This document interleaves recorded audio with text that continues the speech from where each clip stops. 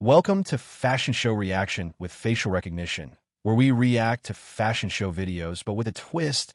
We apply facial recognition technology so that we can identify the models. For our 10th episode covering womenswear for the fall and winter 2025-26 season, we are going to react to Giambattista Valli's collection. Are you ready? Here we go.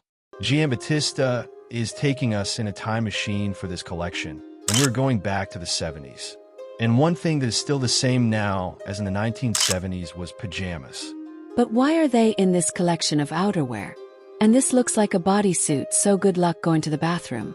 Back to something more appropriate, and which will lead up to what we thought was one of the more modern looks in the collection. With rich-looking patterned wool fabric and a classic construction, here is our best look of the show.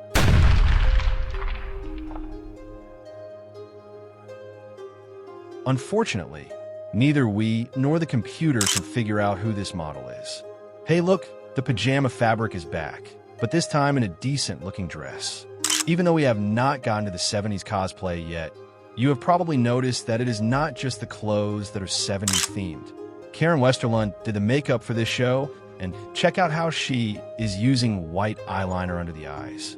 I got a little bit of a Queen's Gambit flashback from that white eyeliner. Like you said, we have not gotten deep into the 70s cosplay yet, and we are being fed some very nice fabrics for a winter collection, but he is also mixing in transparent looks that are all the rage and do not feel so appropriate for a winter collection. Hey, you were the one who told me they have coat checks for a reason a few episodes ago. I will admit that is true. I hope I am not starting to think like you. I'm really not that bad. I promise. Have you noticed there is a lot of flat footwear in this show? These sandals made an appearance in Giambattista's mid-2024 Haute Couture show. At first, that recycling feels like a crutch, but then if you're a couture buyer, you're used and thrown away your looks from that old show. And if you're a ready-to-wear buyer, you're glad to have couture sandals, so it makes some sense. This white dress is kind of grandma-ish. The school marm western and this grandma look feel out of place.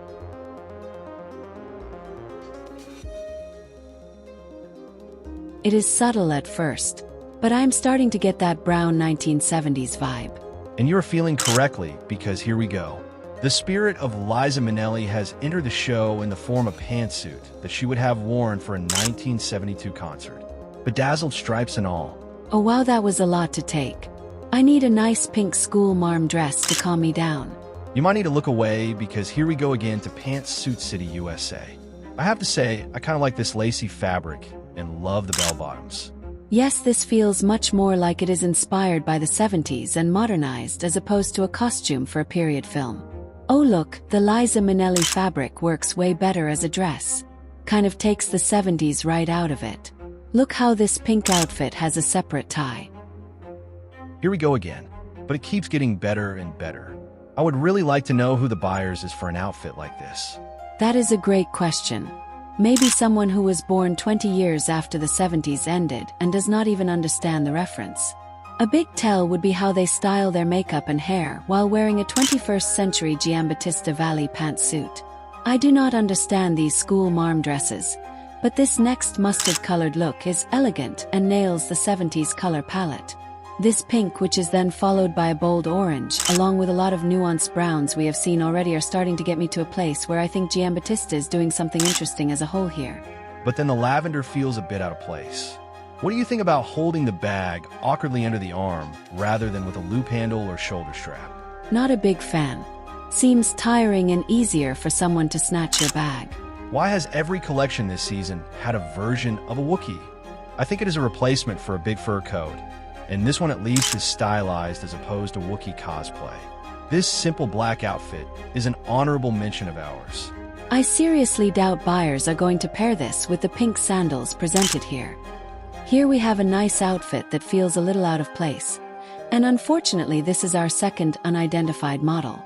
If you know the identities of either of the two unknown models, please let us know in the comments.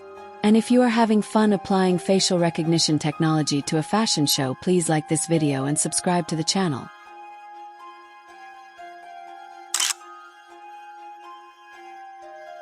We have seen a lot of Pseudo Paisley this season, but this has a 70s vibe we have not felt before. Followed by a nice black dress that has an interesting sub-skirt of matching sheer fabric. Oh, And here comes the Pseudo Paisley again, but this time in a fully retro pantsuit. I love this. Me too. That is a great look.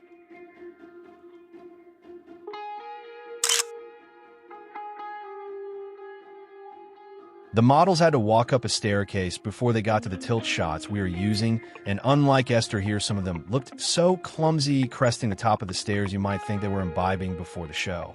We cut those parts out. Here we see the separate tie used again. A lot of red is showing up as we get deeper into the show. Red never goes out of style, but not identifying a model is always out of style. Well, I'll talk about a perfect match of fabric and skin tone.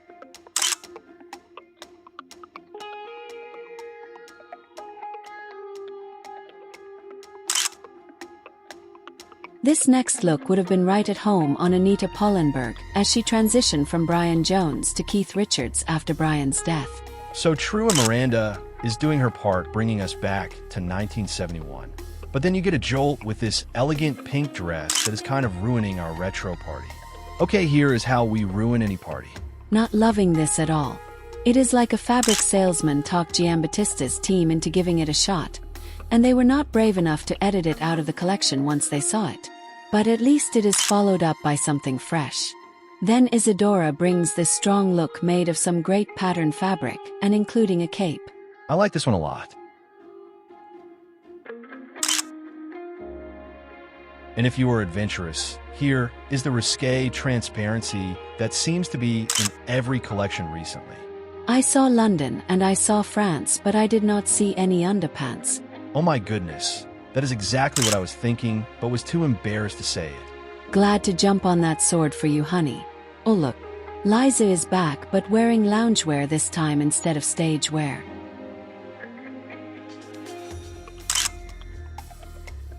Time for some more peekaboo.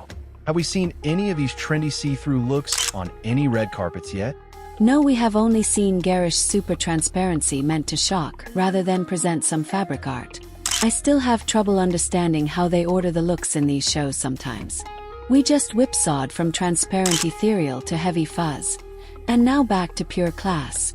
And here comes some very nice couture like handwork on the fabric for a ready-to-wear collection.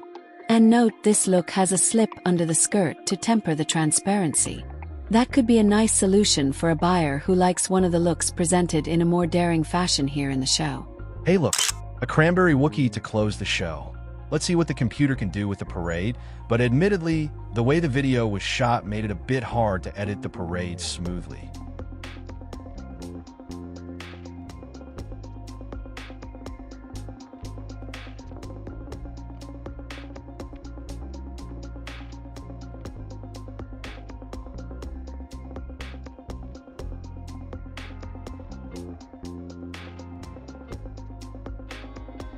Do not forget to like this video and subscribe to the channel.